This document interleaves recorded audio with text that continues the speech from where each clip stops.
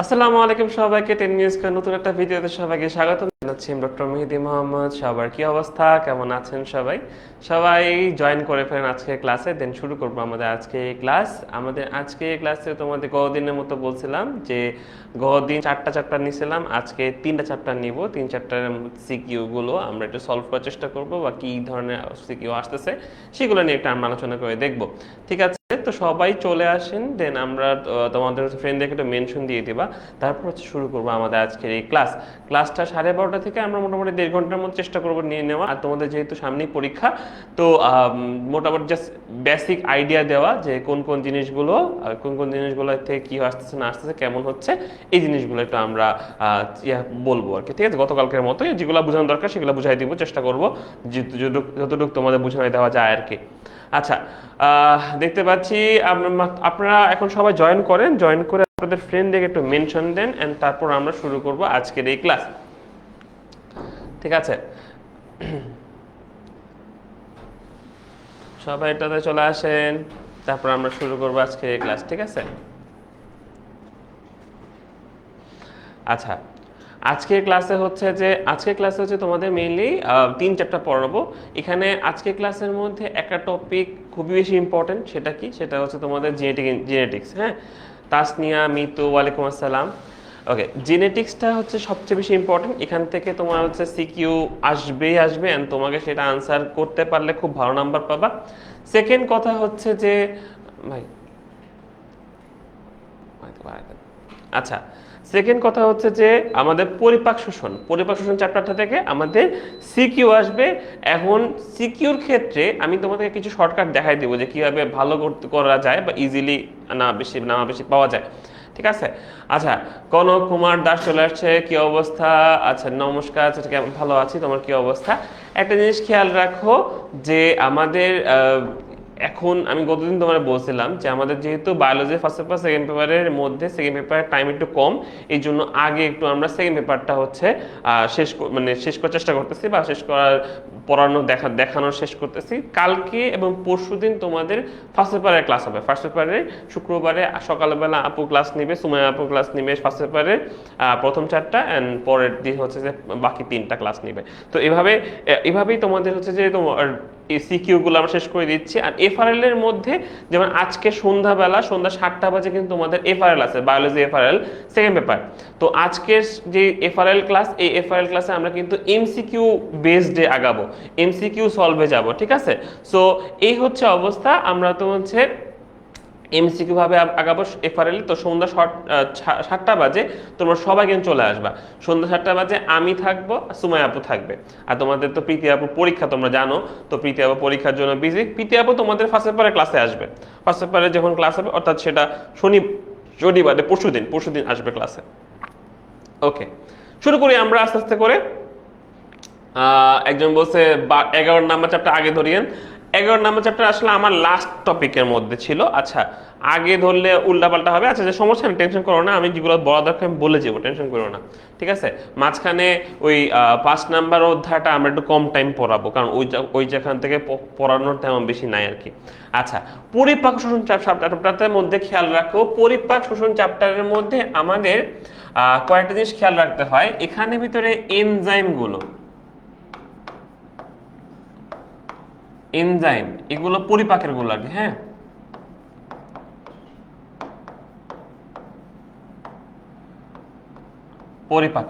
এই পরিপাকের এনজাইমগুলো খুবই ইম্পর্টেন্ট। তোমাদের এটা এমসিকিউর জন্য লাগবে, সিকিউর জন্য লাগবে। এখন সিকিউর জন্য কেমন কোশ্চেন হয়? সিকিউর জন্য দেখা যায় যে তোমার পাকস্থলীতে তোমার প্রোটিনের পরিপাক, কার্বোহাইড্রেট পরিপাক এভাবে কোশ্চেন করে, বা পাকস্থলী বর্ণনা করো, অথবা তোমার হচ্ছে যে ক্ষুদ্রান্তের পরিপাকে বর্ণনা করো, এভাবে কিছু কোশ্চেন আসে সিকিউ গ নাম্বারে।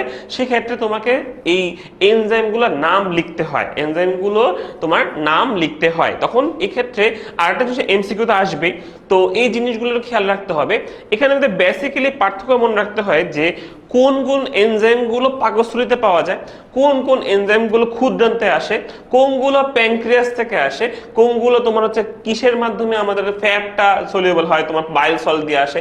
সো এই যে কোনটা কোত্থেকে আসতেছে, কোন এনজাইমগুলো আমরা কোন জায়গায় পাবো, এই পার্টটা তোমরা একটু ভালো করে পড়বা, ঠিক আছে? এটা খুবই ইম্পর্টেন্ট, তোমরা অনেকেই এটা খেয়াল করে পড়ো না, তো এটা একটু খেয়াল করে পড়তে হবে। হ্যাঁ, আচ্ছা এখন দেখি এখানে ছবি দিছে, ছবির মধ্যে কি বলছে, ছবি রাজশাহী বোর্ড 17 সালে আসছিল। এটা হচ্ছে আমাদের এ হচ্ছে আমাদের লিভার, বি হচ্ছে পাকস্থলী। তাহলে মোটামুটি বুঝতে পারছি লিভার এবং পাকস্থলী নিয়ে কিছু কোশ্চেন টোশ্চেন করবে।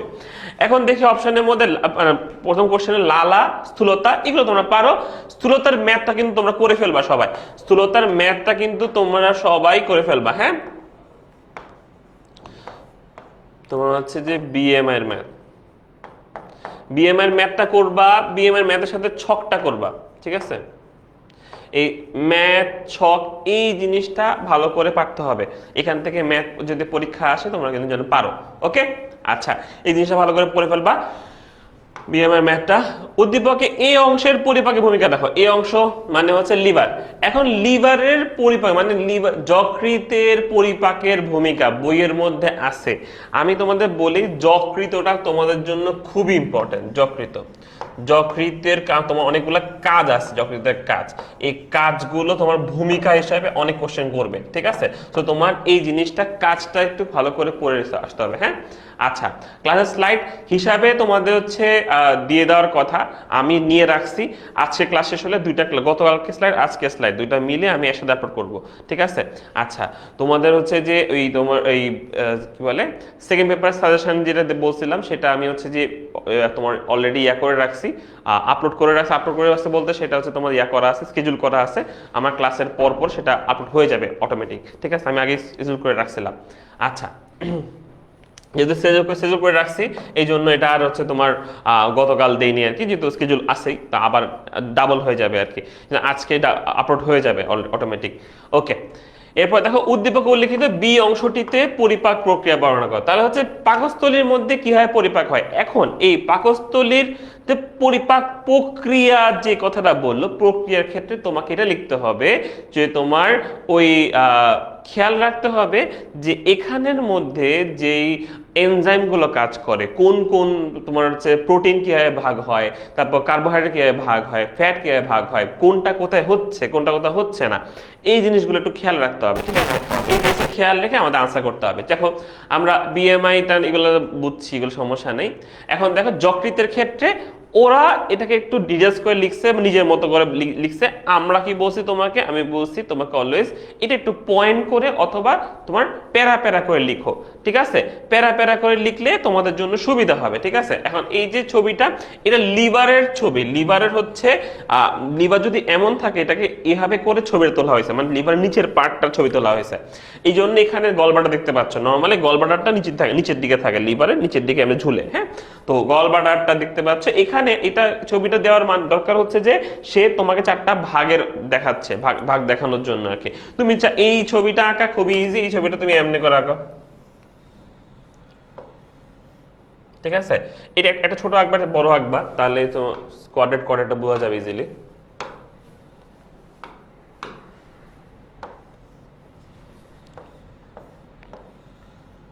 ঠিক আছে, বাকি দুটো তুমি না দিলে চলবে, এগুলা তুমি না দিলে চলবে, কারণ এগুলো তুমি পারবা না হয়তো বা। তো এটা তুমি লিখবে বাম, এটা ডান, ডানটা অনেক বড় হয়, ঠিক আছে? আর কোয়াড্রেট হচ্ছে এই বরাবর, এটা এমন যদি এমন হয়, এটা হচ্ছে কোয়াড্রেট।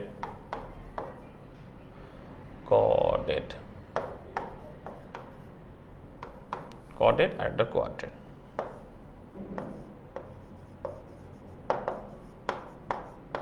ঠিক আছে, ছবিটা দেখো 5 সেকেন্ড রাখা যায়, ঠিক আছে, তাই না? এটা ধুপধাপ করে এঁকে ফেলবা এই ছবিগুলা। এখানে জাস্ট জায়গাটার নাম রাখলেই হবে। এটা তোমার গল ব্লাডার, এটা গল ব্লাডার, পিত্তথলি। ওকে, তো এই ছবিগুলো একটু আঁকার চেষ্টা করব। হ্যাঁ, আমরা খাতার মধ্যে একটু ছবিটা আঁকার চেষ্টা করবো এরকম। আচ্ছা, এখানে ক্ষেত্রে দেখো যকৃতের পরিপাকের ভূমিকা, তার মানে পরিপাক ভূমিকা হলে সে কি করতেছে না করতেছে। এখান থেকে তোমার হচ্ছে পিত্তথলি আছে, পিত্তথলিতে রস আছে, পিত্তরস। পিত্তরস তৈরি হয় কোথায়?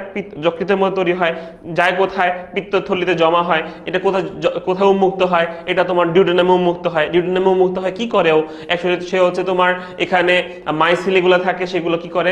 সেগুলো হচ্ছে আমাদের ফ্যাট গুলোকে ভাঙা কাজ করে, তাই না? ফ্যাটের জন্য হেল্প করে। তোমার হচ্ছে পিত্তরসটা মেনলি ফ্যাটকে তোমার ইমাসিফিকেশন করার কাজ করে। হ্যাঁ, তো এই জিনিসগুলো একটু বলবা।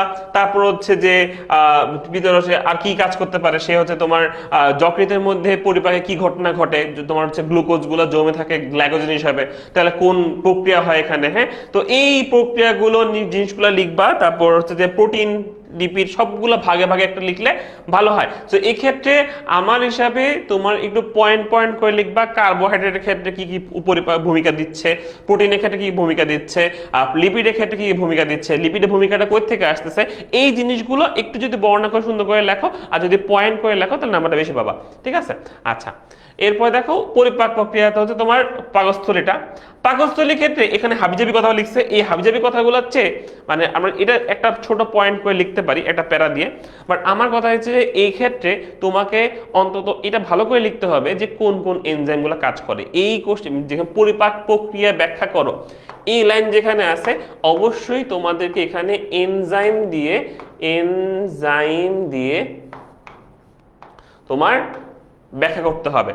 এখন সবচেয়ে ভালো এন্ড সবচেয়ে নাম্বার বেশি পাওয়ার উপায় হচ্ছে যে কার্বোহাইড্রেট প্রক্রিয়াটা পয়েন্ট দিয়ে, তারপর হচ্ছে তোমার ইয়া দিয়ে প্রোটিনের প্রক্রিয়া পরিপাক একটা পয়েন্ট দিয়ে, লিপিডের পরিপাক একটা পয়েন্ট দিয়ে, তোমাদের বইতে এটা আছে পয়েন্ট পয়েন্ট করে দেওয়া। ওই পয়েন্ট পয়েন্ট করে যদি লিখে আসতে পারো খুব ভালো নাম পাবা। এখন বলি যারা একটু কম পারো চ্যাপ্টারটা, দেখছো তুমি কম পারছো, তুমি কম পড়াশোনা ভালো করে করো নাই, তুমি একটু ফাঁকিবাজি করছো, ফাঁকিবাজি করার পরে তোমার এখন পরীক্ষাতে অন্যগুলো কমন পড়ে নাই, এটা মোটামুটি একটু কমন পড়ছে, ক খ কমন পড়ছে, গ ঘ মোটামুটি পারলেই হয়ে যায়। এখন এই ক্ষেত্রে আমরা কি লিখবো? আচ্ছা, এখন পাকস্থলী পরিপাক বা ক্ষুদ্রান্ত বৃহদান্ত তোমার নিজের মধ্যে যেখানে লিখবা, কিন্তু আমি যদি বলি যে একটা বেসিক চিন্তা করো যে তাহলে তুমি কিছু পারো না। হ্যাঁ, এখন তোমাকে লিখতে হবে কার্বোহাইড্রেট পরিপাক। এটা আমি আগে ক্লাসেও বলছিলাম তোমাদেরকে, পরিপাক লিখতে হবে। ধরো যেখানে কার্বোহাইড্রেট পরিপাক হয়, মুখে তো হয় না, মুখে লিখলে মারা খাবা। ঠিক আছে, মুখে হয় না, যেগুলাতে হয় সেখানে কথা বলতেছি। এখন তোমরা জানো যে কার্বোহাইড্রেটকে ভাঙলে কি পাওয়া যায়? গ্লুকোজ, তাই না? গ্লুকোজ পাওয়া যায়, এটা তোমরা জানো তাই না? এটা জানো। তারপর প্রোটিনের ক্ষেত্রে, কি ভাঙলে কি পাওয়া যায়? পলিপেপটাইড, অ্যামিনো অ্যাসিড এগুলো পাওয়া যায়। হ্যাঁ, টাইড, অ্যামিনো অ্যাসিড, হ্যাঁ এগুলো পাওয়া যায়। ফ্যাটকে ভাঙলে কি পাওয়া যায়? ফ্যাটকে ভাঙলে পাওয়া যায় হচ্ছে তোমার ফ্যাটি অ্যাসিড,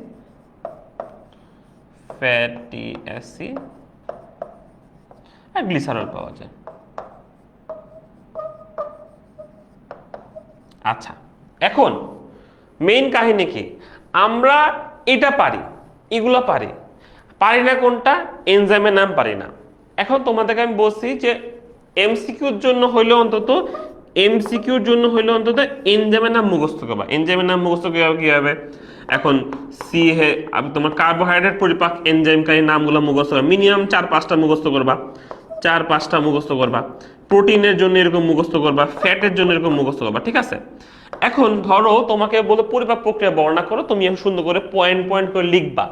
এই ক্ষেত্রে তুমি কি করতে পারো? তোমার মনে নাই তোমার যে ট্রিপসিন কাকে ভাঙে, কাইমোট্রিপসিন কাকে ভাঙে, তারপর হচ্ছে তোমার এই যে এনজাইমগুলো আছে, এনজাইমগুলো কারে ভাঙে, কি তৈরি করে তুমি জানো না।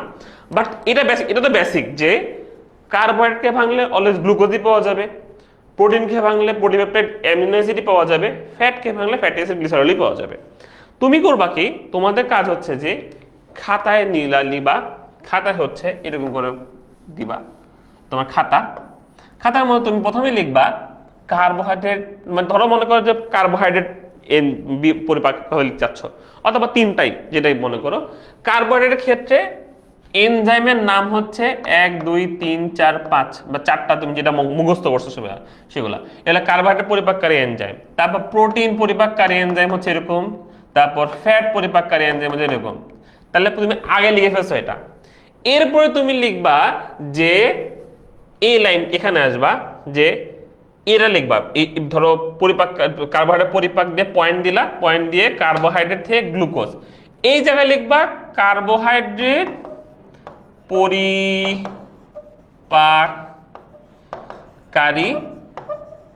এনজাইম।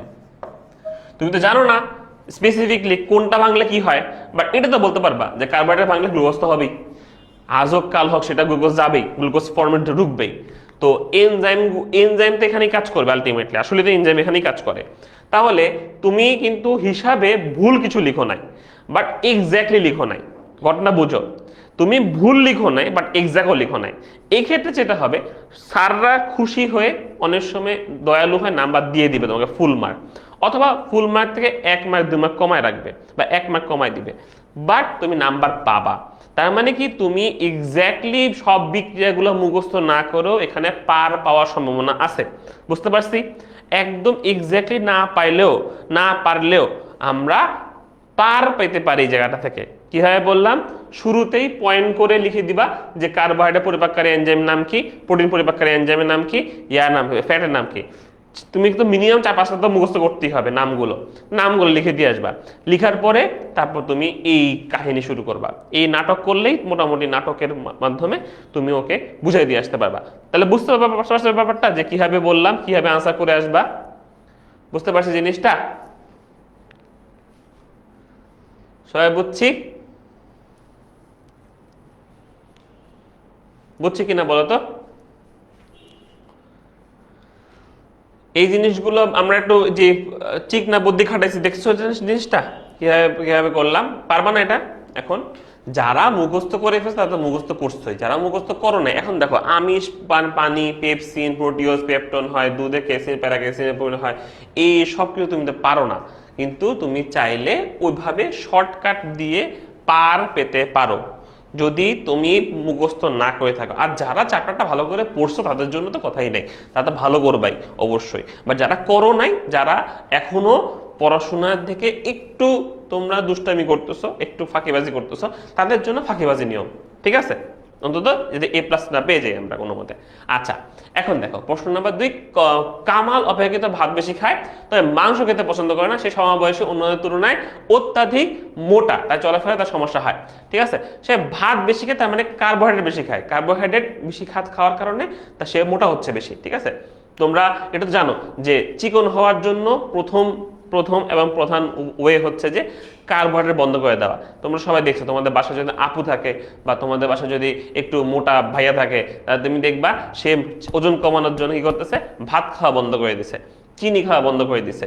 তারপর হচ্ছে তোমার যত ডায়েটারি যে প্রোডাক্টগুলো আছে, যেগুলো হচ্ছে তোমার কার্বোহাইড্রেট দিয়ে, সেগুলো সব খাওয়া বন্ধ করে দিছে, শুধু সবজি খায় আর মাংস খায়, আর কিছু খায় না। ঠিক আছে, এই যে ডায়েট করতেছে, এই ডায়েটটা কেন করতেছে?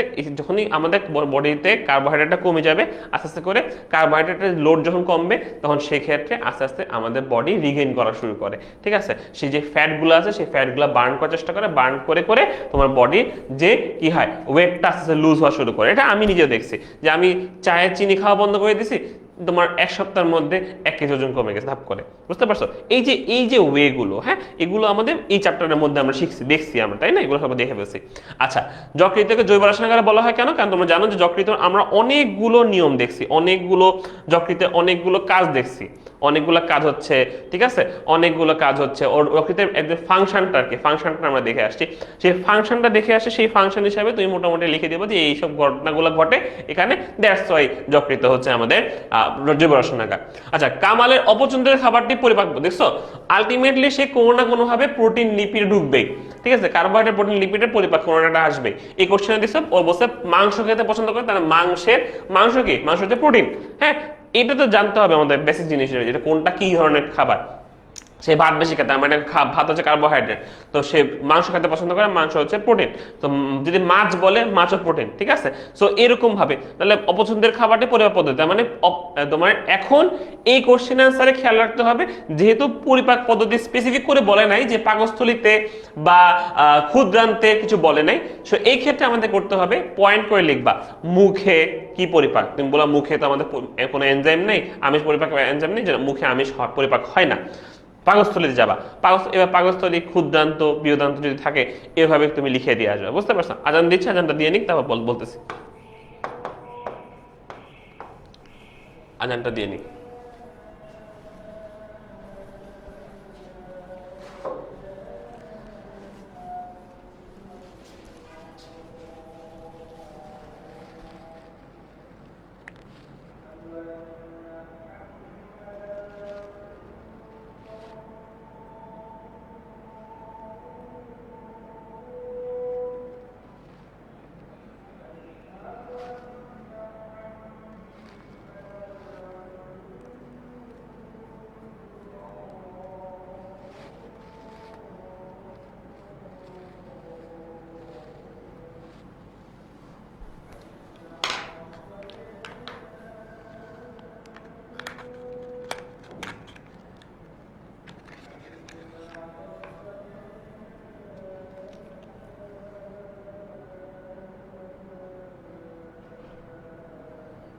একটু দাঁড়া, আজানটা শেষ হোক, তারপর পড়াচ্ছি।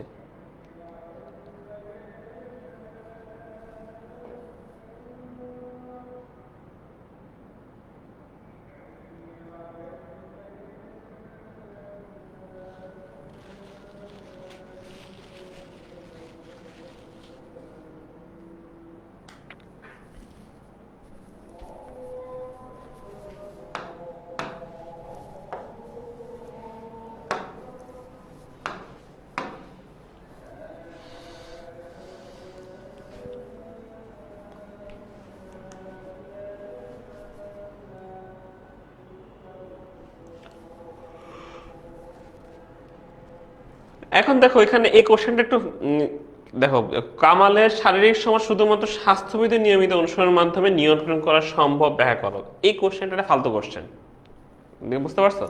তোমার হচ্ছে যে এই কোশ্চেনটা ফালতু কোশ্চেন। কেন বললাম? কারণ এই কোশ্চেন তুমি আনসার যাই লেখো নাম্বার কম পাবা। তুমি যাই লেখো, তুমি পৃষ্ঠা বইয়ে লিখে দিয়ে আসো, নাম্বার কম পাবা। তুমি কম লিখো, তাও নাম্বার কম পাবা। তুমি যাই লিখো তাই কম পাবা। কারণ মানে এগুলো হচ্ছে তোমার একটু ব্ল্যাক হোল টাইপ কোশ্চেন। এই কোশ্চেনগুলোতে নাম্বার কমে যাবে ধাপ করে। কেন? কারণ এগুলো বর্ণনামূলক এবং এগুলো হচ্ছে তোমার কি সমাজ বিজ্ঞান টাইপ কোশ্চেন। তো এই কোশ্চেনগুলো থেকে নাম্বার কম মানে পাবা না, আনতে পারবে না, তুলে আনতে পারবে না এখান থেকে। সোহানুর রহমান, কোন কোন চ্যাপ্টার পড়লে 5টা সিকিউ কমন পড়বে? মোটামুটি 5টা কমন, প্রতিটা চ্যাপ্টার পড়লে একটা করে চ্যাপ্টার তোমার একটা করে সৃজনশীল তুমি কমন পাবা মোটামুটি সব চ্যাপ্টার পড়লেই।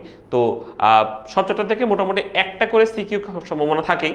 তো সেক্ষেত্রে তুমি কোনটা আনসার করবা সেটা তোমার উপর ডিপেন্ড করে, ঠিক আছে? আমি বলবো যে কোন কোন চ্যাপ্টার পড়লে সিকিউতে নাম্বার বেশি পাবা এটা বলতে পারি, ঠিক আছে? সিকিউতে কমন তুমি পাবাই। তুমি সব চ্যাপ্টার একটা করে চ্যাপ্টার একটা করে কোশ্চেন, একটা চ্যাপ্টার একটা করে কোশ্চেন তুমি পেয়ে যাবা। কিন্তু নাম্বার বেশি পাবা কোনগুলাতে আমি বলে দিচ্ছি। সেটা হচ্ছে তোমার জেনেটিক্স 1, 2 হার্ট, 3 হাইড্রা বা ঘাসফড়িং, যেটাই আসে তোমাদের এখান থেকে এটা। তারপর হচ্ছে তোমার আরেকটা বলছিলাম তোমাদের হাড্ডি মাটি দেওয়া দরকার নেই, হাড্ডি মাটি থেকে তোমার পাবা না তুমি, মানে নামা বেশি পাবা না। আর যেটা হচ্ছে যে এই পরিপাক থেকে পাবা, কিন্তু অ্যাভয়েড করতে হবে কোন কোশ্চেন? অ্যাভয়েড করতে কোশ্চেন হচ্ছে এইটা, এই ধরনের কোশ্চেন। যদি দেখো কোন একটা সিকিউর মধ্যে লাস্টে 4 নাম্বারের জন্য, দেখো 4 নাম্বারের ক্ষেত্রে তুমি যদি 4-এ 2 পাও তাহলে তোমার 2 কমে যাচ্ছে অলরেডি। তো এরকম দেখবা যে কোশ্চেনে 4 নাম্বারের কোশ্চেন এরকম মানে বর্ণনামূলক সমাজ বিজ্ঞান টাইপ কোশ্চেন, সেখানে তুমি নামা কম পাবা, ঠিক আছে? সো এগুলো তখন অ্যাভয়েড করার চেষ্টা করবা, ঠিক আছে? আচ্ছা, চল সামনের দিকে যাই। এই গেল, দেখছো এই কামালের অপছন্দটি খাবার। এই ক্ষেত্রে আমি বললাম যে তোমার ভাগ ভাগ, ওরা কোনো ভাগ ভাগ করে দেয় নাই, ঠিক আছে? কিন্তু আমি হিসাবে এইসব কোশ্চেন অ্যান্সারের নর্মালি আমরা যেটা চাই বা স্টুডেন্ট থেকে আমরা যেটা আশা করি সেটা হচ্ছে যে সে পয়েন্ট করে লিখবে। পয়েন্ট করে লিখবে বলতে মুখে পরিপাক, পাকস্থলীতে আমিষের পরিপাক, ক্ষুদ্রান্তে আমিষের পরিপাক, এভাবে তুমি পয়েন্ট পয়েন্ট করে লিখবা। যদি তো পয়েন্ট করে লিখো এবং পাকস্থলীতে কি হচ্ছে, ক্ষুদ্রান্তে কি হচ্ছে, কোন কোন এনজাইম কাজ করতেছে, যদি এগুলো লিখতে পারো অনেক ধারণা পাবা, 3-এ 3 পেয়ে যাবা, ঠিক আছে? আচ্ছা, আচ্ছা দেখছো, এই স্বাস্থ্যবিধি অনুসারে দেওয়া পুরো একদম ছাতা মাথা বর্ণনামূলক লেখা। হ্যাঁ, ওরা তাও এখানে পয়েন্ট করে লিখছে, পয়েন্ট করে এই সকল কোশ্চেন গুলোতে তুমি পয়েন্ট করে লিখলেও তাও একটু ব্যাক মানে 4-3 পাইতে পারো। ঠিক আছে, 4-4 তোমাকে এখানে দিবে না, কারণ এটা অ্যাকচুয়াল রাইট আনসার, মানে স্পেসিফিক আনসার নাই, এটা জাস্ট তো বর্ণনামূলক স্যারের মনের মর্জির উপরে। ঠিক আছে, পয়েন্ট করে লিখলে হয়তো বা তুমি 4-3 পাবা এরকম আর কি। ঠিক আছে, আচ্ছা আচ্ছা, এখন দেখো 60 60+ একটা বয়সী এস এর পছন্দীয় খাবার চর্বিযুক্ত মাংস। প্যাথোলজিক্যাল পর্যবেক্ষণ শেষে ডাক্তার তাকে শারীরিক সমস্যার কারণে চর্বিযুক্ত মাংস পরিমিত গ্রহণ করার পরামর্শ দিলেন। তিনি বললেন চর্বি জাতীয় খাবার পরিপাকে এক বিশেষ ধরনের গ্রন্থি থেকে নিশ্চিত এক ধরনের ভূমিকা আছে। তিনি আরো বললেন খাদ্য পরিপাকে শুধুমাত্র এনজাইম নয় বরং হরমোনের বিশেষ ভূমিকা পালন করে। এখানে দেখো বলতেছে যে যেই কথাটা বলতো বিশেষ ধরনের গ্রন্থি থেকে নিশ্চিত একটি রসের ভূমিকা, তার মানে বিশেষ ধরনের গ্রন্থিটা কোনটা, এটা হচ্ছে আমাদের লিভার। ঠিক আছে, এটা লিভার। লিভার থেকে কোন রস আসে, তোমার হচ্ছে পিত্তরস। ওকে, এখন বলছে তিনি আরো বললেন খাদ্য পরিপাকে শুধুমাত্র এনজাইম নয় হরমোনের ভূমিকা পালন করে। খেয়াল রাখো, লিভার থেকে যখন পিত্তরসটা পিত্তথলিতে জমা থাকে, সেই পিত্তথলি থেকে পিত্তরসটা বের করার জন্য একটা এনজাইম তোমার একটা হরমোন কাজ করে, প্যানক্রিওজামিন হরমোন। ঠিক আছে, তোমার এই প্যানক্রিওজামিন হরমোনটা তোমার হচ্ছে কি করে, ও হচ্ছে যে পিত্তথলিকে একটা চাপ দেয়। ঠিক আছে, চাপ দিলে সেখান থেকে পিত্ত রসটা বের হয়ে আসে। তো যদি চাপ না দিত বা এই হরমোন যদি চাপের কাজটা না করতো, তাহলে কিন্তু তোমার এখান থেকে এই রসটা বের হয়ে আসতো না। ঠিক আছে, তো এটা তো ইম্পর্টেন্ট। আবার ধরো মনে করো যে ওই যে হরমোনের ক্ষেত্রে আরো হরমোন আছে, ইনসুলিন, গ্লুকাগন, এগুলো তোমার কাজ করে। সো এগুলো সবকিছু লিখতে পারো। হ্যাঁ, আচ্ছা, বিশেষ গ্রন্থিটা গঠন বর্ণনা করো, তার মানে সে লিভারের গঠনের কথা বলছে, লিভার। ঠিক আছে, দেখো যকৃতের লিভারের সে হচ্ছে গঠন বর্ণনা, এই গঠন বর্ণনার ছবিটা দিবা সুন্দর করে, আর হচ্ছে যে কি অবস্থায় আছে, কোনটা কোনটা কই লোব আছে, এগুলো তোমার পারো, এগুলো তোমার আলাদা করে বলার কিছু নাই। আচ্ছা, এখানে বলছে দেখো শিশুত্ব উদ্দীপ্ত ছিল পরিপাকে শুধুমাত্র এনজাইম না হরমোনের বেশি ভূমিকা আছে। এখন এই যে এনজাইম গুলো তো কথা বলছি, আমরা হরমোনকে কিভাবে কাজ দিব সেগুলো দেখো। হরমোনগুলো দেখো, গ্যাস্ট্রিন হরমোন কোথায় পাওয়া যায়, তোমার হচ্ছে পাকস্থলীতে পাওয়া যায়।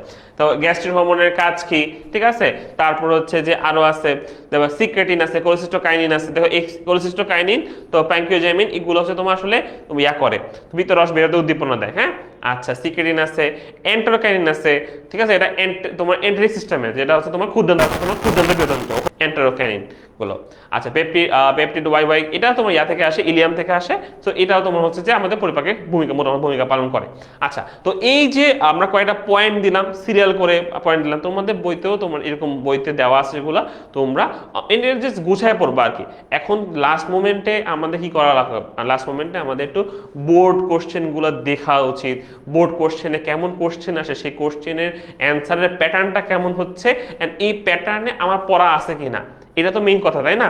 তুমি তো অনেক কিছুই পড়ছো, বাট বোর্ড কোশ্চেনে আসার ওই প্যাটার্নটা তুমি পারো কিনা। আর একটা জিনিস মনে রাখবা, সেম সিকিউ থেকে মানে সেম চ্যাপ্টার থেকে পুরো একটা সিকিউ আসে না, ক খ হয়তো বা অন্য জায়গা থেকে আসছে, মিলাই রিলাই দিচ্ছে। ঠিক আছে, র্যান্ডম ধরো মনে করো যে ক্লাস তোমার এই কাজ বলতেছে, কোশ্চেন আসছে হার্ট থেকে, তোমার ক নাম্বার আসছে হচ্ছে ক্লিভেজটাকে বলে। ঠিক আছে, ক নাম্বার ক্লিভেজটাকে বলে, খ নাম্বার হচ্ছে যে সকল কডাটাই ভাটিবাটা, সকল ভাটিবাটা কডাটা, সকল কডাটা ভাটিবাটা নয়, এইসব লাইনগুলো দিয়ে রাখছে। তো তোমাকে একটু ঠিক রাখতে হবে যে ক খ ডিফারেন্ট হয়। আর তোমাদের সাজেশন দিয়ে দিছি না, তো সাজেশন মধ্যে তোমার হচ্ছে ক আর খ সবগুলা দেওয়া আছে।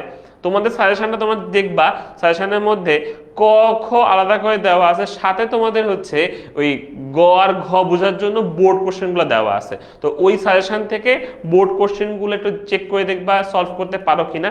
আর ক খ গুলো কোশ্চেনগুলো অ্যান্সার বই থেকে দেখে দেখে মোটামুটি পড়ার চেষ্টা করবা। এগুলো পড়লে মোটামুটি এখান থেকে কমন পেয়ে যাবা, মোটামুটি সবগুলো মিলাইছিল। ঠিক আছে, তোমাদের সাজেশনটা ইয়াতে আছে, তোমাদের অ্যাপের মধ্যেই আছে। হ্যাঁ, দেওয়া, আমি যত জানি দেওয়া আছে, কারণ আমি অনেক আগে দিয়ে রাখছি এগুলো, আমি আপলোড দিয়ে রাখছি। আমি এগুলো আপলোড হয়ে যাওয়ার কথা আর কি, এগুলো তো আমি আমার পক্ষ থেকে দিয়ে দিয়েছি সবার আগে। তো এগুলো দিয়ে আছে তোমাদের পরীক্ষারও শুরু হওয়ার আগে আমি রেডি করে রেখে দিয়ে দিছি, ঠিক আছে। সো প্যারা খাওয়ার কিছু নেই। আচ্ছা, অধ্যায় নাম্বার 5, শ্বাসক্রিয়া। শ্বাসক্রিয়া থেকে একটা জিনিস বলি, শ্বাসক্রিয়া থেকে তোমাদের হচ্ছে অ্যালভিওলাস বা অ্যালভিওলাস আর হচ্ছে যে শ্বাস পরিবহন, মানে তোমার হচ্ছে যে পরিবহনগুলো কিভাবে হচ্ছে না হচ্ছে এটা একটু ভালো করে পড়তে হবে। আর জানো তো ফেরদৌস, ওরা সাজেশন পায়নি। আচ্ছা, আমি গ্রুপে আজকে সাজেশনটা আলাদা করে আপলোড দিবনি, ঠিক আছে, যেহেতু তোমরা পাও নাই, এটা আমি আলাদা করে দিবনি, কোনো প্যারা খাওয়ার কিছু নেই, হ্যাঁ। আচ্ছা, এটা নর্মালি অ্যাপে থাকার কথা আর কি। আচ্ছা, অ্যাপে যদি তোমরা না পাও আমি এখান থেকে দিয়ে দিই, আমার গ্রুপে আবার আপলোড করে দিব নি, সেখানে আবার অ্যাপের লিঙ্কও দিয়ে দিব যেখানে তোমরা পাবা। সো তোমরা আলটিমেটলি পেয়ে যাবা। এই ক্লাসে শেষ করার পরে আমি আজকে দুপুর থেকে বিকালের মধ্যেই তোমাদের সবগুলো আপলোড দিয়ে দিব, হ্যাঁ।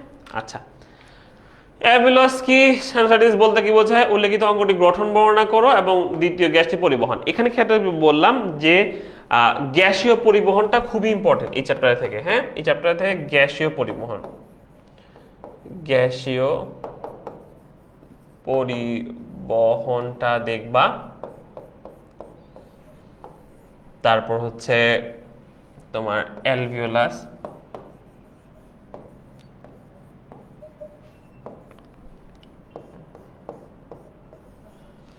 আচ্ছা অ্যালভিওলাস দেখবা। এখান থেকে ক্লোরাইড শিফট, ঠিক আছে, তোমার ক্লোরাইড শিফটটা, হ্যাঁ, ক্লোরাইড শিফট, ক্লোরাইড শিফট, ঠিক আছে। আচ্ছা, এখানে একটা জিনিস লাস্টের দিকে সাইনোসাইটিস আছে, সাইনোসাইটিস আবার ওটাইটিস মিডিয়া আছে, এগুলো রিডিং দিবা। ওটাইটিস মিডিয়া এবং সাইনোসাইটিসটা রিডিং দিবা, ঠিক আছে, রিডিং দিয়ে রাখবা। এগুলা হাসতে খেলতে কিছু কোশ্চেন হয়, সেগুলো তুমি এমনি হাসতে খেলতে আনসার দিতে পারবা, ঠিক আছে। আরেকটা জিনিস হচ্ছে ওই ওই সাইনোসাইটিস এবং ওটাইটিস মিডিয়ার মধ্যে যেটা ভালো করে পড়তে হবে, এমসিকিউতে বেটা বেশি আসে, সেটা হচ্ছে কারণ, কেন হয় ওটাইটিস মিডিয়া, কেন হয়, এবং তোমার ইয়াটা তোমার হচ্ছে সাইনোসাইটিস কেন হয়, এই কারণটা জাস্ট পড়লেই হবে, হ্যাঁ, কারণটাই পড়লেই হবে, বাকিটা রিডিং দিবা। বিকালবেলা ধরো শুয়ে আসো, বইটা খুলে রিডিং দিয়ে দিলা যে কি আছে না আছে, হ্যাঁ। আমাকে মনে হয় একজন আছে নক দিছিল, ফেরদৌসি, ও জিজ্ঞেস করতেছিল যে এখন রিডিং দিব কিনা সবকিছু। সুযোগ থাকলে রিডিং দিতে পারো, কিন্তু সেটা মেইন পড়ার টাইমের মধ্যে না। মেইন পড়ার টাইমে ইম্পর্টেন্ট টপিকগুলোই পড়ো সবচেয়ে বেশি বেশি। আর লাস্টে যখন সুযোগ পাচ্ছ, টাইম পাস আছে, শুয়ে আসো, বসে আসো, অন্য কাজ করতেছো, এর মধ্যে একটু বইটা খুলে খুলে রিডিং দিয়ে গেলা, তাহলে তোমার এমসিকিউর জন্য ভালো হবে। হয়তো যদি আননোন জায়গা থেকে এমসিকিউ চলে আসতে পারবা, ঠিক আছে। আচ্ছা, এই হচ্ছে গেল। এখন দেখি আমরা সাইনোসাইটিস বললাম। অঙ্গটিক গঠন, গঠনের ক্ষেত্রে অবশ্যই ছবি আঁকতে হবে। অঙ্গটিক গঠন মানে ফুসফুস, ফুসফুসের ছবি তোমাকে আঁকতে হবে। এই ফুসফুসের ছবি আঁকা খুবই ইজি, এই জিনিসটা আঁকাটা খুবই ইজি, তোমাকে আমি দেখাই। দাঁড়াও,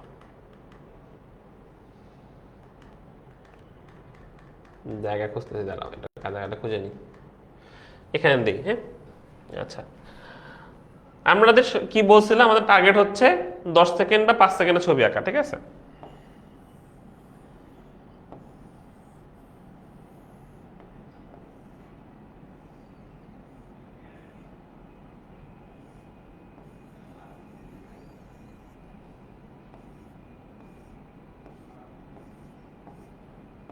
ঠিক আছে, এটা হচ্ছে বেসিক একটা তোমার লাংস, ওকে। লাংসের মধ্যে আমরা জানি যে লোব আছে, লোবগুলো মানে কি ভাগ, তাই না? আমাদের ডান এবং বামের লোব আছে, দেখো তুমি ছবি দেখো, দেখো তোমাকে দেখাই, এই যে লোব, এই লোব, এটা কোন সাইড? আমাদের বাম সাইড, বাম সাইড 2টা লোব, ডান সাইডে 3টা লোব, হ্যাঁ। L2R3 মনে রাখবা। দেখো আমি এখানে কেন বাম সাইড বলতেছি, কারণ ডান হাত আমার উল্টা, বাম, তাহলে এই যে শেষ, তাহলে আমাদের ভাগও শেষ, সবই শেষ মোটামুটি, হ্যাঁ। ওকে, তো আমাদের এই জিনিসটা খেয়াল রাখতে হবে। আর এগুলোর ক্ষেত্রে একটা জিনিস মনে রাখতে হবে যে যখন লিখবো, গঠন বর্ণনা করব, কয়েকটা পয়েন্ট খুবই ইম্পর্টেন্ট। কয়েকটা পয়েন্ট ইম্পর্টেন্ট বলতে, কার কয়টা লোব আছে, তোমার রাইটের কয়টা লোব, লেফটের কয়টা লোব, এটা ইম্পর্টেন্ট।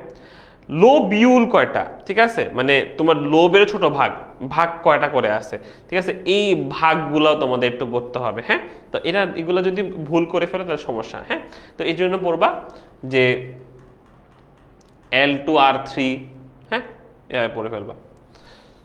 এই যে ডান ফুসফুসে 10টা 8টা, দেখছো, তাহলে এটা পড়তে পারো না, L2R3, নিচে দাগ দিবা হচ্ছে 8, এটা দেখবো 10। যার ভাগ বেশি তার ইয়াটাও বেশি, ঠিক আছে, যার ভাগ বেশি তার লোবিউলের সংখ্যাটাও বেড়ে গেছে। ওকে, আচ্ছা, এই গেল মোটামুটি, এগুলা দিবা সমস্যা নেই, ওটা কোনো প্যারা নাই। এখন বলছে গ্যাসীয় পরিবহন। গ্যাসীয় পরিবহনে তোমাদের বইতে যেরকম পয়েন্ট আছে 2টা পেজ, ওই 2টা পেজ তোমরা ঠাড়া মুখস্থ করবা। কার্বন ডাইঅক্সাইড এবং অক্সিজেনের পরিবহনটা জাস্ট ঠাড়া মুখস্থ করবা, বিক্রিয়া শুদ্ধ মুখস্থ করবা, পয়েন্ট পয়েন্ট যাতে লিখতে পারো। এই কোশ্চেনটা পরীক্ষাতে আসার সম্ভাবনা অনেক বেশি। এই চ্যাপ্টার থেকে একটা কোশ্চেন দেওয়ার মতো হলে সেটা হচ্ছে পরিবহন কোশ্চেন, ঠিক আছে। তো পরিবহনটা তোমাদের জন্য must must must. Carbon dioxide এবং হচ্ছে অক্সিজেনের পরিবহন,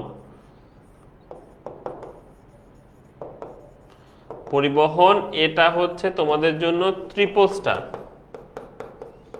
এই চ্যাপ্টার থেকে কোশ্চেন করলে পরিবহন দিবেই, ঠিক আছে। আচ্ছা আচ্ছা, এখানে তেমন কিছু আমাদের বলার নাই, আমরা হচ্ছে যে পর্ব চলে যাব। আমাদের মেইনলি যেটা নিয়ে বেশি আমাদের চিন্তিত আমরা, সেটা হচ্ছে তোমাদের জেনেটিক্স। হ্যাঁ, আচ্ছা,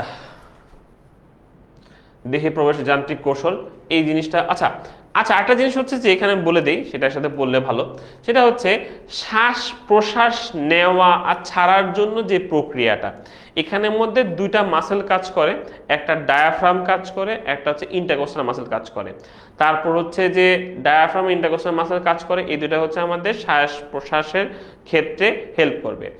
আমাদের হচ্ছে যে এখানে কিভাবে প্রসেসটা হয়, প্রসেসটা হচ্ছে আমাদের যখন শ্বাস গ্রহণ করি, গ্রহণ করার জন্য কি লাগবে, ভিতরে জায়গা বেশি হওয়া লাগবে। জায়গা বেশি হওয়ার ক্ষেত্রে আমাদের কি হয়, তোমার কন্ট্রাকশন হয় বা সংকোচন হয়। যদি সংকোচন হয় তখন সেক্ষেত্রে আমাদের কি হয়, আমি তোমাদের দেখাই যে একটা লাংস যদি হয় এরকম, ঠিক আছে, এই লাংসের এই বরাবর বাড়তে হবে, আবার এই বরাবর বাড়তে হবে, এই বরাবর বাড়তে হবে, ঠিক আছে। সেই ক্ষেত্রে নর্মালি যেটা হয়, এটা যদি আমাদের মেরুদণ্ড হয়, সেক্ষেত্রে যদি আমরা এইভাবে চিন্তা করি, আমাদের ডায়াফ্রামটা হচ্ছে এভাবে থাকে, ডায়াফ্রাম, হ্যাঁ, একটু একটু বাঁকানো থাকে। আর হচ্ছে তোমার কি থাকে, এখানে থাকে হচ্ছে ইন্টারকোস্টাল মাসল থাকে। তো এখন ডায়াফ্রামটা সংকোচন হলে এটা স্ট্রেট হয়ে যায়, সংকোচন হলে সেটা নিচের দিকে নেমে স্ট্রেট হয়ে যায়। আর এই যে ইন্টারকোস্টাল মাসলগুলো, ইন্টারকোস্টাল মাসল বলতে কি বোঝাচ্ছে, ইন্টারকোস্টাল মাসল বলতে বোঝাচ্ছে, আমি নামের মধ্যে দেখা দিচ্ছি তোমাকে, ইন্টারকোস্টাল মাসল। হ্যাঁ, ইন্টারকোস্টাল মানে কি, ইন্টার মানে কি মাঝে, কোস্টাল মানে হচ্ছে রিব। তাহলে একটা রিব এরকম যাচ্ছে বুকের মধ্যে, আর একটা রিব যাচ্ছে এরকম, এই 2টা রিবের মাঝখানে যদি মাঝখানে যে জায়গাটা, এটা হচ্ছে ইন্টারকোস্টাল। তাহলে মাঝখান জায়গাটা যদি আমাদের এরকম কিছু মাসল থাকে, মাঝখান জায়গাটা যদি আমাদের এরকম মাসল থাকে, এটাকে বলা হয় ইন্টারকোস্টাল মাসেল, ঠিক আছে। 2টা রিবের ঠিক মাঝখানে থাকবে হচ্ছে ইন্টারকোস্টাল মাসেল থাকে। আচ্ছা, তাহলে এই মাসেলগুলো কি হয়, তখন কন্ট্রাকশন হয়। কন্ট্রাকশন বলতে বোঝাচ্ছে যে সংকোচন হয়।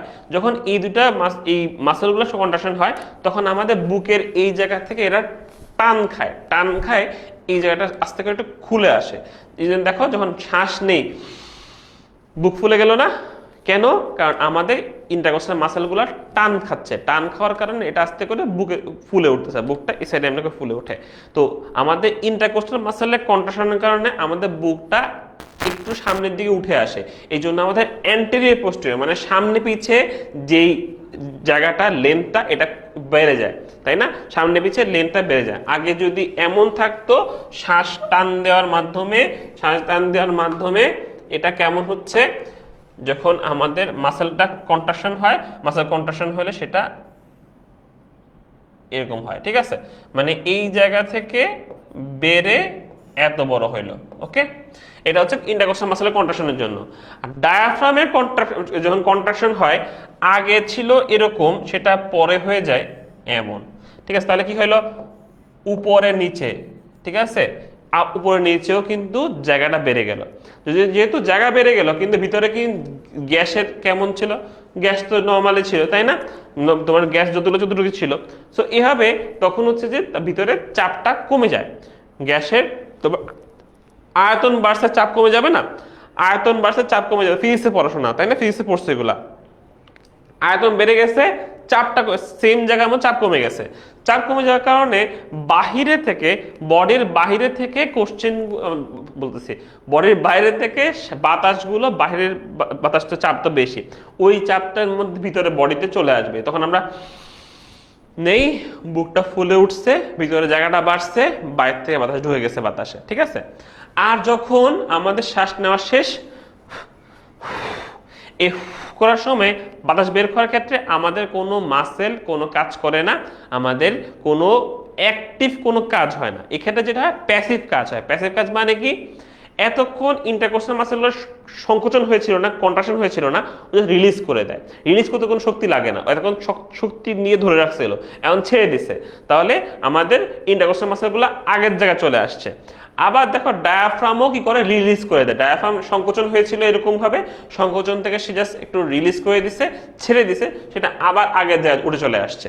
এই যে আগের জায়গায় উঠে চলে আসছে, তখন কি হয়, তখন দেখা যাচ্ছে আয়তন কমে গেছে, চাপ বেড়ে যায়।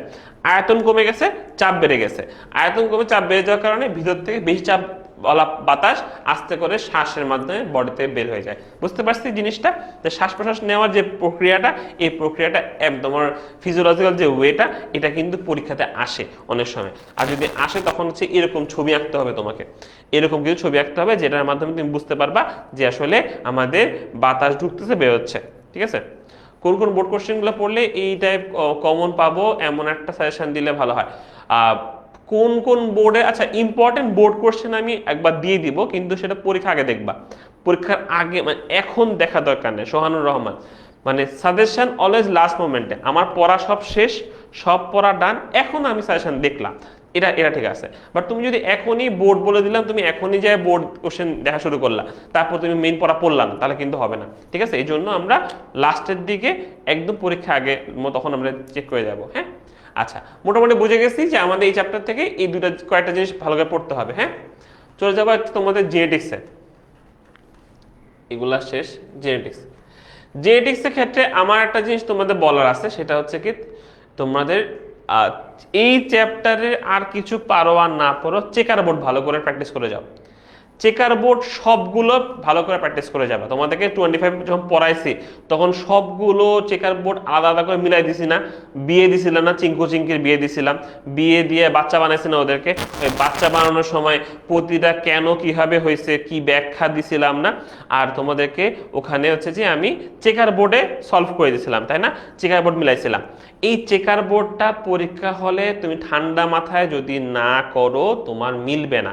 আর না মিললে যে প্রবলেমটা হবে, একবার একটা চেকার বোর্ড যদি ভুল হয় তোমার, তুমি ওটা মুছে কেটে ঠিক করতে জীবনে পারবা না, ঠিক আছে?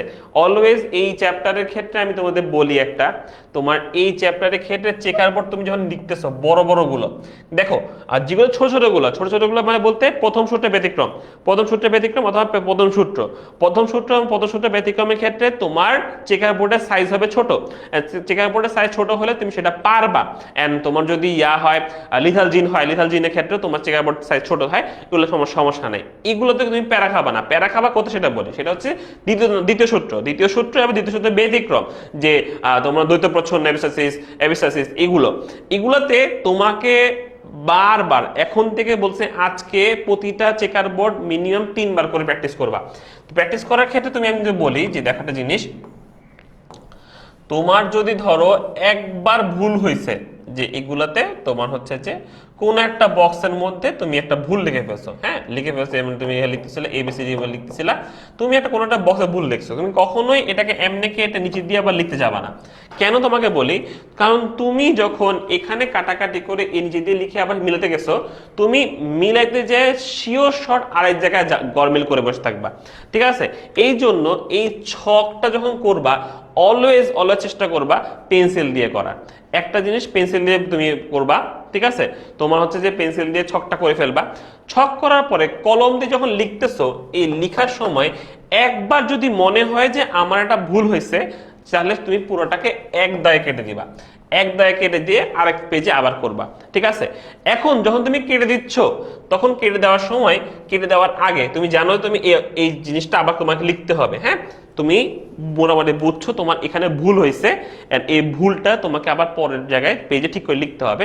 তখন তুমি করবা কি, এটা অলওয়েজ খেয়াল রাখবা যে তুমি তো দেখছি কেন ভুল হয়ে গেছে, তুমি করবা কি, এবার পেন্সিল নিবা, পেন্সিল নিয়ে তুমি এই ছকটা কমপ্লিট করবা, আসলে পড়া কমপ্লিট করবা, কমপ্লিট করে এই ছকটা কমপ্লিট করবা, ভুলটা ঠিক করবা, পেন্সিল দিয়ে ঠিক করে কমপ্লিট করবা।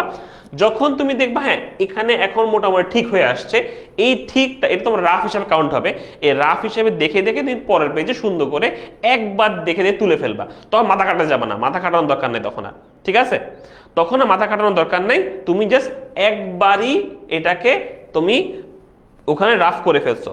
কথাটা বুঝছো? ধরো প্রথমবার করতে গেছো, প্রথমবার করতে যেয়ে দেখছো যে এটা তোমার ভুল হয়ে গেছে, একটু ঝামেলা হয়েছে, কোনো জায়গায় কেচার লেগে গেছে, এই যে কেচার লেগে গেছে কোনো প্যারা নাই, আমরা এখন কি করতে হবে, এখন আমরা এই ক্যাচালের মধ্যে পেন্সিল দিয়ে তুমি রাইট করে ফেলবা, রাইট করে বের করবা, রাইট করে কি কিভাবে হচ্ছে না হচ্ছে বের করবা, বের করার পরে সেই জিনিসটা তুমি পরবর্তীতে পরের পেজে সুন্দর করে ক্লিন করে লিখে দিবা, ঠিক আছে। নাহলে তুমি কি করবা, এখানে যদি ভুল করো পরের পেজে তুমি যদি আবার মাথা কাটাতে যাও, দেখবা ওখানে আবার ভুল হবে, তখন 3-4বার পেজ তুমি খালি একটা ছবি লিখতেছো, আঁকতেছো, চেকারবার আঁকে কাটতেছো, আঁকতেছো কাটতেছো আঁকতেছো কাটতেছো, এই জন্য এটা আমরা করব। আচ্ছা, চেকার বোর্ডের ক্ষেত্রে যে এখন ছকগুলো তো অনেক বড় বড় জিনিসগুলো, এগুলো বোঝাতে গেলে আমার মোটামুটি আরো আড়াই ঘন্টা ক্লাস নেওয়া লাগবে। নুসরাত জাহান এগুলো ক্লাসগুলো আছে, তুমি তো 25 স্টুডেন্ট তাই না, 25 ক্লাসগুলো আছে, ক্লাসগুলো তুমি দেখে নিও একটু, ঠিক আছে। এটা নাহলে আমি তো পড়াইছি, আমি ক্লাস নিয়েছি তোমাদের সবগুলা, ওই জায়গায় সবগুলো ক্লাস করানো আছে, হ্যাঁ। তো ইম্পর্টেন্ট কোনগুলো করবা তুমি, এটা আমি যদি বলে দেই, সেটা হচ্ছে যে মানে কোনটা তোমাকে জানতেই হবে, করতে হলে এপিসিসিস যেগুলো, এপিসিসিসের মধ্যে দ্বৈত প্রচ্ছন্ন বা যেগুলো আছে, এপিসিসিসের পয়েন্ট যেগুলো আছে ওই ছক সবগুলো করতে হবে। আর একটা জিনিস মনে রাখবা, উদাহরণ তোমার লেগ হর্নের জন্য কোন ধরনের সূত্র, মানে এগুলো তো ব্যতিক্রম, রাইট, ব্যতিক্রমের উদাহরণগুলো ব্যতিক্রমী, এগুলো শুধুমাত্র এই উদাহরণের জন্যই হয়, এই জন্যই দেওয়া আছে। সো খেয়াল রাখবা এই উদাহরণগুলো যেন চেঞ্জ না হয়, তোমার উদাহরণের বৈজ্ঞানিক নাম সহ, ঠিক আছে, বৈজ্ঞানিক নাম সহ এই উদাহরণগুলো ভালো করে পড়তে হবে, ঠিক আছে। এই চেকার বোর্ড এবং তোমার ব্যতিক্রমধর্মী এই দুটা জিনিস আমি তোমাকে বারবার বলতেছি, এটা ভুল করা যাবে না, এই জায়গায় ভুল করা যাবে না। এখন চেকার বোর্ডটা অনেক বড়, এই জন্য এটা আর বললাম না, কারণ চেকার বোর্ড বলতে গেলে এখন পুরো ক্লাসটা আমাকে 1.5 ঘন্টা ক্লাস নিতে হবে, 1.5 থেকে 2 ঘন্টা ক্লাস নিতে হবে শুধুমাত্র চেকার বোর্ড পড়ানোর জন্য, ঠিক আছে। হ্যাঁ, আরেকটা জিনিস আমি বলে দিই একসাথে, সেটা হচ্ছে এই তোমার ইয়াতে, সরি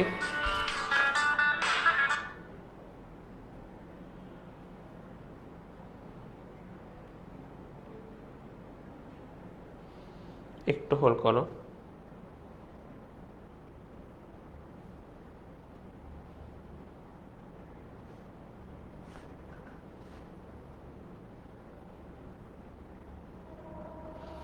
আচ্ছা,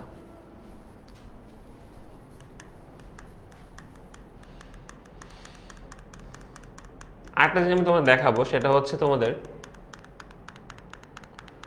এটা তুমি করবা।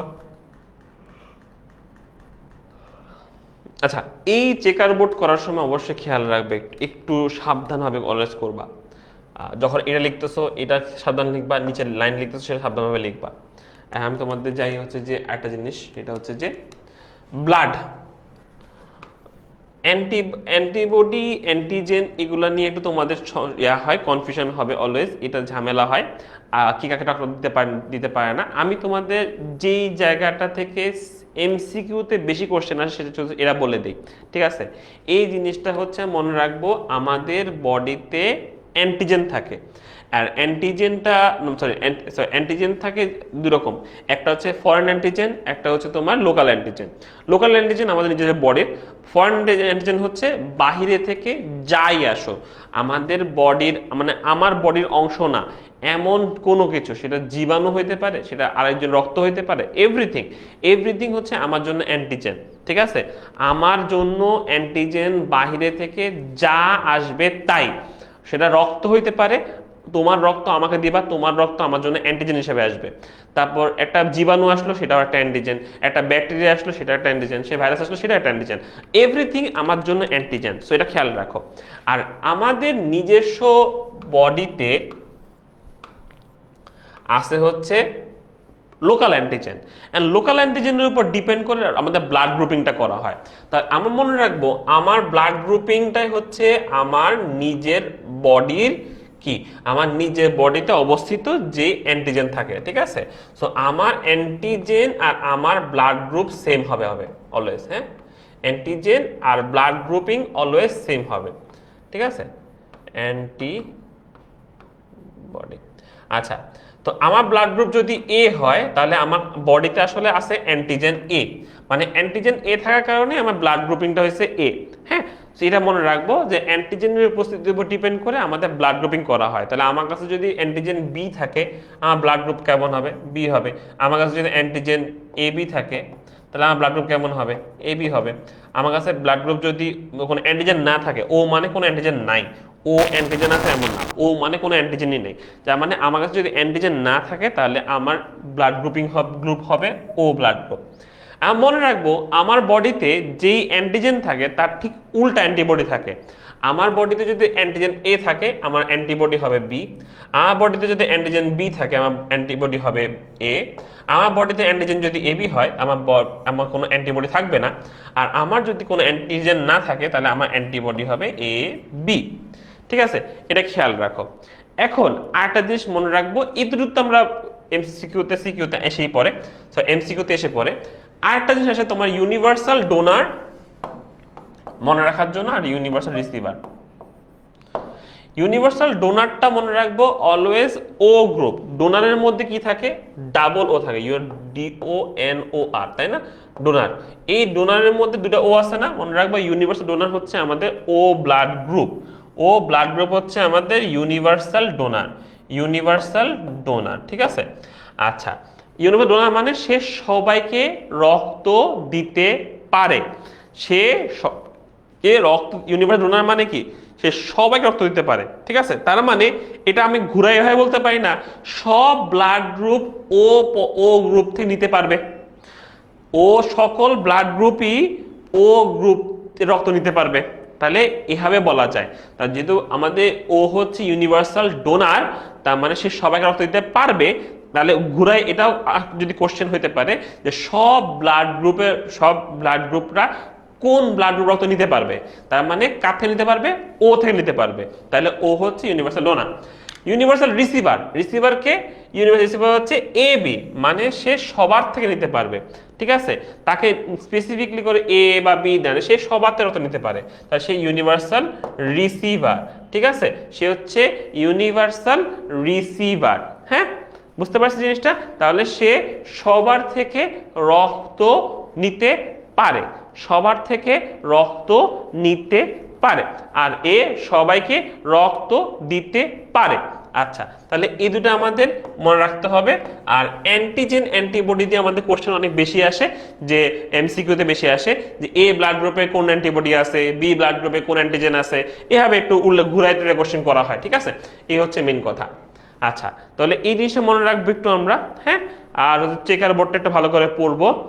আর হচ্ছে যে তোমাদের চ্যাপ্টারের শুরুতে কিছু দেওয়া আছে, শব্দের পরিচিতি দেওয়া আছে, যে শব্দের পরিচিতি ফ্যাক্টর, জিন, তারপর তোমার হচ্ছে প্রকট কোনটা, প্রচ্ছন্ন কোনটা, এগুলো আমাদের সিকিউর ক এর জন্য লাগবে।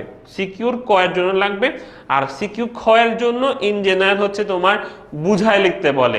ওই প্রথমে ওই যে ডেফিনেশন গুলো বুঝে লিখতে বলতে পারে, অথবা মটরশুঁটি কেন চয়েস করা হয়েছে, মটরশুঁটির দিকে কাজ কি, এটা আসতে পারে। আবার হচ্ছে তোমার ইয়াগুলো আসতে পারে যে তোমার হচ্ছে প্রথম সূত্র কাকে বলে, প্রথম সূত্রের উদাহরণ কি, বা এরকম কিছু আসতে পারে। হ্যাঁ, আচ্ছা, কিন্তু এই খেয়াল মনে রাখবা সবসময় জিনতাত্ত্বিক ব্যাখ্যা চাবেই, সবগুলো কোশ্চেনে মোটামুটি জিনতাত্ত্বিক ব্যাখ্যা চাবে, এবং সেখানে চেকার বোর্ড লিখতে হবে, চেকার বোর্ডটা তোমাকে পারতে হবে। ওকে, একটা জিনিস। আরটা হচ্ছে তোমার হচ্ছে যে সেক্স লিঙ্ক ডিসঅর্ডার গুলো ক্ষেত্রে বাবা মা থেকে বাচ্চার কাছে কত % সম্ভাবনা থাকে এটা কিন্তু আসে। আমি তোমার ক্লাসের মধ্যে কিন্তু 6টা মহাবিবাহ দিছিলাম। 6টা মহাবিবাহ দেওয়ার মধ্যে আমি কিন্তু তোমাদের সবগুলো বলে দিছিলাম যে কিভাবে বাবা থেকে আসলে মা থেকে আসলে কি হবে না হবে। যেমন ধরো মনে করো যে যদি এমন হয়, ফাঁকা আছে, যদি এমন হয় যেমন মনে রাখবা যে বাবা অলওয়েজ তোমার কি হইতে পারে, সুস্থ অথবা অসুস্থ হইতে পারে, তাই না? আর মাদের ক্ষেত্রে কি হয়, ইন জেনারেল মাদের ক্ষেত্রে 3 ঘটনা ঘটতে পারে, সুস্থ, বাহক, অসুস্থ। ঠিক আছে, এই 3 ঘটনা ঘটতে পারে।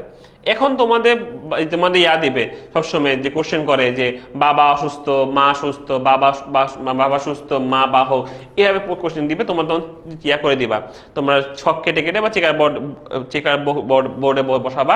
যেমন তোমার ধরো হচ্ছে যে সুস্থ মানে হচ্ছে ধরে যদি এক্স ওয়াই চিন্তা করো, অসুস্থ যদি চিন্তা করো এক্সটা নষ্ট আছে, এক্স বার ওয়াই দাও।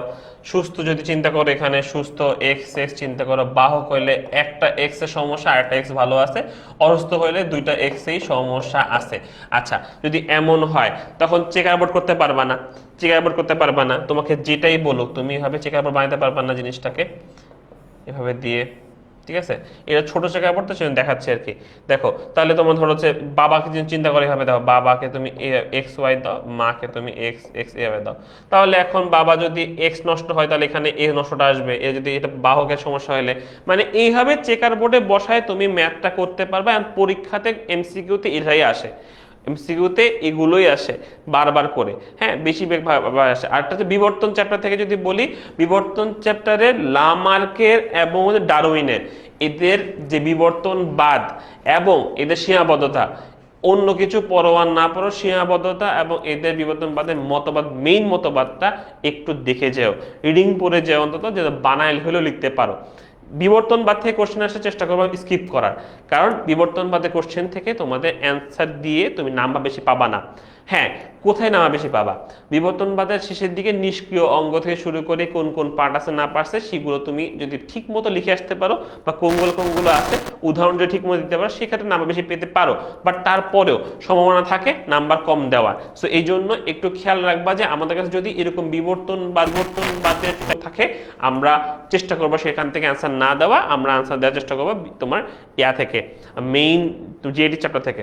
আর একটা জিনিস, রক্তের মিসম্যাচ যদি হয় সেক্ষেত্রে কি কি রোগ হতে পারে এগুলো নিয়ে একটা আমাদের চ্যাপ্টারের লাস্টের দিকে একটু ছোট টপিক দেওয়া আছে। ঠিক আছে, ওখানে ভিতরে একটা কথা আছে, এরিথ্রোব্লাস্টোসিস ফিটালিস, এই কথাটা বলা আছে, একটা রোগের নাম, বাচ্চাদের হয়।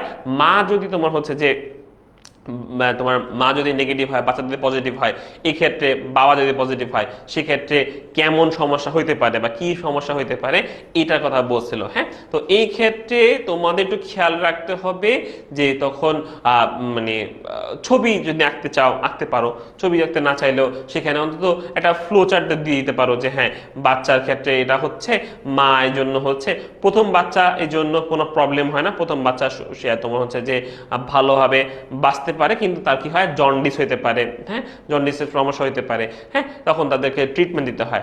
আবার যদি সেকেন্ড বাচ্চা ইঞ্জিনিয়ার মারা যাওয়ার কথা, কিন্তু বর্তমানে তোমার অ্যান্টি ডি দিয়ে দেওয়া হয় মাদেরকে প্রথম বাচ্চা হওয়ার পরপরই, তাহলে সে বাচ্চার মা ইমিউন হয়ে যায় আগে থেকেই, সে তার সেকেন্ড বাচ্চা কোনো প্রবলেম হয় না। তো এই হচ্ছে মেইন টপিকগুলো বললাম তোমাদের। বেশিক্ষণ আমি আর আটকায় রাখবো না, মোটামুটি আমি 1 ঘন্টায় ক্লাস নিলাম। আমি যেগুলো আমার বলা দরকার ছিল ক্লাসের মধ্যে এসে সেগুলো বলে দিচ্ছি তোমাদের। এই টাইমটাতে নেওয়ার কারণ হচ্ছে আমাদের যেহেতু বিকাল 7টা বাজে এফআইআর ক্লাস আছে, তোমরা একটু ভালো মতো রেস্ট টেস্ট নিয়ে খাওয়া দাওয়া করে পড়াশোনা মোটামুটি শেষ করে এসে এফআইআর ক্লাসে চলে আসবে। এফআইআর ক্লাসে আমরা পুরা যতগুলো 7টা চ্যাপ্টারে সবগুলো এমসিকিউ সলভ করার চেষ্টা করব। তোমরা সবাই এমসিকিউ আমার সাথে তোমরা অ্যান্সার দিবা, ঠিক আছে? অ্যান্সার দিলে যেটা হবে, তোমাদের শুদ্ধ হোক ভুল হোক, তুমি অন্তত বুঝবা যে আসলে এগুলো আমরা পারি। এফআইআর এর বেশিরভাগ কোশ্চেনই সব আমরা বোর্ড কোশ্চেন নিছি, বিভিন্ন জায়গা থেকে বোর্ড কোশ্চেন, মোটামুটি বোর্ড কোশ্চেনগুলো স্ট্যান্ডার্ড কোশ্চেন করা হয়েছে। হ্যাঁ, এই স্ট্যান্ডার্ড কোশ্চেনগুলো আমরা মোটামুটি ধরো 5 চ্যাপ্টার থেকে সব টাইম মিলাইতে গেলে হয়তো 20টা করে বা 15টা করে সলভ করতেছি। বাট তোমাদের যে কাজ হবে, তোমরা পরবর্তীতে যে এই যে জিনিসটা আছে তোমার মানে এমসিকিউ গুলো, এগুলো একটু তুমি যখন পেয়ে যাবা, স্লাইড পেয়ে যাবা, তখন একটু সলভ করার চেষ্টা করবা। আচ্ছা, পারি খাতুন আর্কিওপটেরিক্সের এটার আর্কিওপটেরিক্সের এটা হচ্ছে যে একটা সরীসৃপ বৈশিষ্ট্য আছে, পাখির বৈশিষ্ট্য আছে। পাখি এবং সরীসৃপ বৈশিষ্ট্য দিয়ে তোমাদের এখানে সিকিউ এটা কোশ্চেন হয় যে আর্কিওপটেরিক্সকে তোমার মহিমান্বিত বা তোমার হচ্ছে আর্টাসে তোমার সরীসৃপ এবং পাখির মধ্যে সম্পর্ক স্থাপন করে এমন এটা ব্যাখ্যা করা আসে। তখন যদি এমন কোশ্চেন হয়, সেক্ষেত্রে তোমার সরীসৃপের বৈশিষ্ট্য দিতে হবে, পাখির বৈশিষ্ট্য এগুলো দিতে হবে। যদি লিখে আসতে পারো খুব ভালো নাম পাবা, যদি ভালো লিখে আসতে না পারো, উল্টা পাল্টা লিখে আসো, তাহলে নাম্বার কমে যাবে, ঠিক আছে? এটা খেয়াল রাখবো যে আমরা যে এটার সরীসৃপ এবং পাখি অন্তত 4টা করে বৈশিষ্ট্য মুখস্থ রাখবো। 3টা করে হইলেও হবে, 3টা করে হইলেও 3 3 6টা পয়েন্ট হয়, ঠিক আছে? এই হচ্ছে মেন কথা। আচ্ছা, নুসরাত জাহান কোনটা এই ক্লাসের? তোমার হচ্ছে এই ক্লাসের পিডিএফটা আমরা দুপুর 3টা বা 4টার মধ্যে পেয়ে যাবে তোমরা, এই ক্লাস আর গতকাল ক্লাসের পিডিএফ। আর হচ্ছে সাজেশনটা পাবা, সাজেশনেরটা আমি এর মধ্যে দিয়ে দিব। আর হচ্ছে সন্ধ্যা 7টা বাজে যেই হবে তোমাদের এফআইআর ক্লাস হবে, এফআইআর ক্লাসের লাস্টে তোমার হচ্ছে যে শেষ হওয়ার পর রাত্রেবেলা ওটা তোমাদের আপলোড হয়ে যাবে, আর তোমাদের হচ্ছে অ্যাপে আপলোড হয়ে যাবে, ফ্রিতেই তুমি দেখতে পাবে, কোনো সমস্যা নেই, ঠিক আছে? এই হচ্ছে মেন কথা। হ্যাঁ, ইম্পর্টেন্ট টপিকগুলো পড়বো নাকি শুধু টেস্ট পেপারে সিকিউ সলভ করলেই হবে? সোহানুর রহমান, এই যে টেস্ট পেপার বেসড পড়াশোনার চিন্তা ভাবনাটা, এটা আমি পছন্দ করি না, একদমই পছন্দ করি না। পার্সোনালি আমি খুবই হেট করি জিনিসটাকে, যে শুধু গাইড পড়া বা শুধু টেস্ট পেপারের কোশ্চেন সলভ পড়ে পরীক্ষা দেওয়া চিন্তা করা, এটা একদম একটা তোমার ধরো হচ্ছে বলবো যে খারাপ একটা আইডিয়া। কেন? তুমি যখন শুধু একটা কোশ্চেনের অ্যান্সার দেখতে যাবা, তখন তোমার কিন্তু জ্ঞানের সীমা শুধু ওখানে আটকায় গেছে। যদি বই পড়ো, বইয়ে তুমি অনেক কিছু পড়তেছো, তো তোমার অনেক কিছু জানা হচ্ছে একসাথে। তো শুধু বইয়ের ইম্পর্টেন্ট টপিক পড়ো, তাহলেও চলবে। কোশ্চেন শুধু টেস্ট পেপারে সিকিউ সলভ করার দরকার নাই, আমি এটা একদমই পছন্দ করি না। আর টেস্ট পেপারে সিকিউ সলভ দেখাটাই আমি পছন্দ করি না। আমি দেখো কোনো কোশ্চেনের অ্যান্সার তোমাকে এখানে পড়তে বলি নাই, আমি কোশ্চেনগুলো অ্যান্সার আমি নিজের মতো তোমাদেরকে একটা আইডিয়া দিচ্ছিলাম, এমনি করে পড়বা, কিন্তু আমি তোমাকে বলি না এটা পড়ো। কারণ কোনো কোশ্চেনের অ্যান্সার মুখস্থ করলে তোমার সৃজনশীল ক্ষমতা কমে যাবে, বুঝতে পারছো? কোশ্চেন অ্যান্সার মুখস্থ করলে তুমি বই থেকে পড়ো, বই থেকে অনেক কিছু মুখস্থ করলা, লিখতে গেলে অনেক কিছু কমে আসবে, বাট কমেও তুমি বেশি লিখতে পারবা। কিন্তু তুমি যদি স্পেসিফিকলি অ্যান্সার মুখস্থ করে, তোমার অ্যান্সার থেকে জিনিসটা কমে যে কিছু থাকবে না, তোমার নাম্বার পাবা না তুমি, বুঝতে পারছো জিনিসটা? কখনোই শুধু টেস্ট পেপারের কোশ্চেন সলভ করবা না। আমি পার্সোনালি টেস্ট পেপারের কোশ্চেন সলভ দেখতাম না, আমি কোশ্চেন দেখতাম, কোশ্চেনের প্যাটার্ন দেখতাম, যে কি কোশ্চেন আসে, কোন টপিক থেকে কোশ্চেন আসে, ওই টপিকটা আমি বই থেকে পড়তাম। তাহলে সুবিধা হবে কি, তোমার হচ্ছে যে এটা তুমি বুঝতে পারবা যে আসলে কি কোনটা আমার পড়া উচিত। আচ্ছা, পার্সেন্টেজটাই সমস্যা হয়, পার্সেন্টেজেরটাই সমস্যা হয়, কোন পার্সেন্টেজের সমস্যা হয়? পারি খান, বুঝিনি কি বললা, বুঝিনি। পার্সেন্টেজে কোন সমস্যা হয়?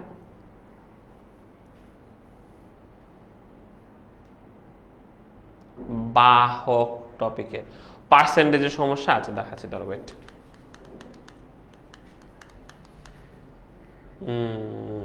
আচ্ছা, একটু ধরো এখানে পেজ অ্যাড করি।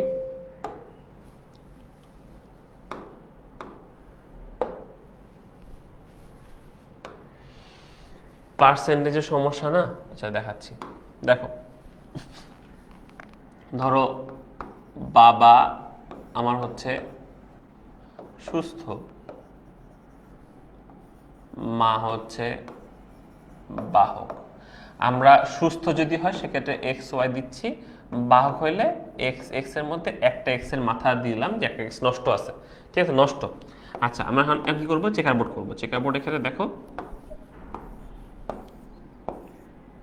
এটা কথাই বলতে তাই না? আচ্ছা এখন দেখো যে আমরা ধরো মনে করো যে এক্স ওয়াই এটা হচ্ছে নষ্ট আছে, হ্যাঁ, তাহলে যে এক্স বার এক্স, এক্স বার y, x x x y. তাহলে দেখো এখানে ছেলে কয়টা আছে, ছেলে দুইটা, তার মানে হচ্ছে যে আমাদের একটা ছেলে অসুস্থ হচ্ছে, একটা ছেলে হচ্ছে সুস্থ হচ্ছে। তাহলে দেখো এটা বলতে পারি না যে 50% ছেলে অসুস্থ, 50% ছেলে সুস্থ।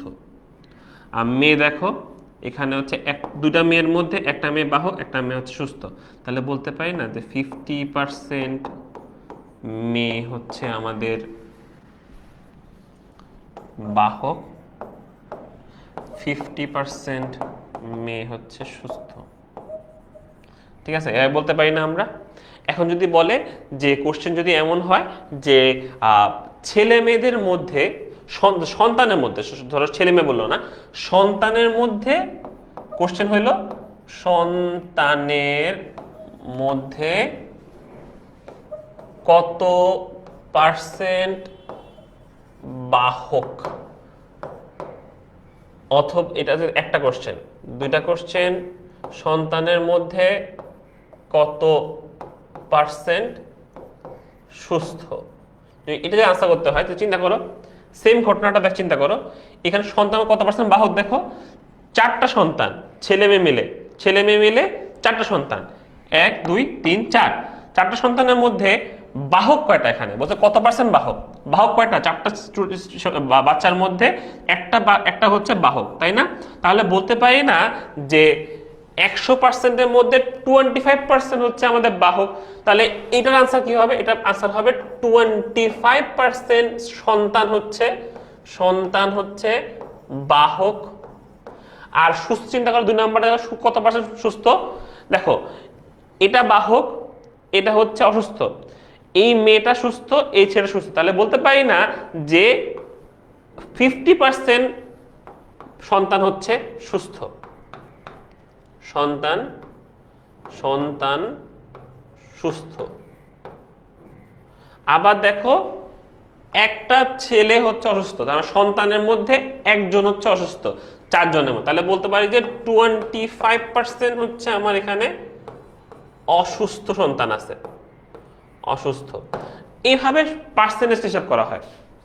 পারি খাতুন, তুমি কি মোটামুটি বুঝতে পারছো যে পার্সেন্টেজের মধ্যে কেমন কোশ্চেন আসলে কেমন আনসার দিতে পারবো আমরা, কেন আনসারটা চেঞ্জ হবে এরকম পার্সেন্টেজের ক্ষেত্রে? 25-25-25-25 পার্সেন্টেজ হিসাব করো, ঠিক আছে, বাচ্চা যেমন হবে সেটার উপর তুমি পার্সেন্টেজ হিসাব করো। কোশ্চেনটা বুঝে আনসার করতে হবে, কোশ্চেনটা বুঝে আনসার করলে মোটামুটি হবে এই জিনিসটা, কোশ্চেনটা বুঝে আনসার করতে হবে, হ্যাঁ, কেমন চাচ্ছে, ঠিক আছে। সো আজকে এই পর্যন্তই। সন্ধ্যাবেলা দেখা হয়, সেখানে আমি আর সুমা আপু মিলে তোমার সব চ্যাপ্টারে এমসিকিউ সলভ করে তোমরা অবশ্যই সেখানে জয়েন করবা। এমসিকিউ জয়েন করলে সেখানে এমসিকিউ কোশ্চেনগুলো আমরা দেখবো, জানবো, আমরা প্র্যাকটিস করব, তাহলে আমাদের পড়াটা অনেক আগায় যাবে। সিকিউ তো আমাদের পড়া মোটামুটি শেষ, আমরা এমসিকিউ দেখলে আমাদের পড়াটা মানে বায়োলজির সেকেন্ড পেপারটা মোটামুটি প্রিপারেশন আমাদের ডান হয়ে যাবে, ঠিক আছে। তো দেখা হচ্ছে সন্ধ্যা 7টা বাজে, ততক্ষণ পর্যন্ত ভালো সুস্থ থাকো, আল্লাহ হাফেজ, খোদা হাফেজ, টাটা, বাই বাই।